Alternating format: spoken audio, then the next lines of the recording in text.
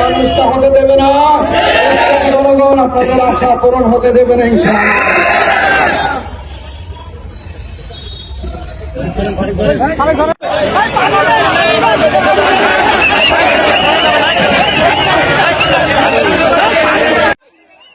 কুষ্টিয়ায় কর্মসূচিতে বক্তব্য দিতে গিয়ে স্ট্রোকে জামাত আমিরের ইন্তেকাল। কুষ্টিয়া ইসলামী বক্তা আমির হামজাকে হত্যার হুমকির প্রতিবাদে আয়োজিত এক কর্মসূচিতে বক্তব্য প্রদানকালে হঠাৎ স্ট্রোক করে কুষ্টিয়া জেলা জামাতে ইসলামের আমির অধ্যাপক মাওলানা আবুল হাশেম ইন্তেকাল করেন। ইন্না লিল্লাহি ওয়া ইন্না ইলাইহি রাজিউন। আজ সোমবার বিকালে কুষ্টিয়া শহরে অনুষ্ঠিত প্রতিবাদ কর্মসূচিতে বক্তব্য দেওয়ার সময় তিনি অসুস্থ হয়ে পড়েন।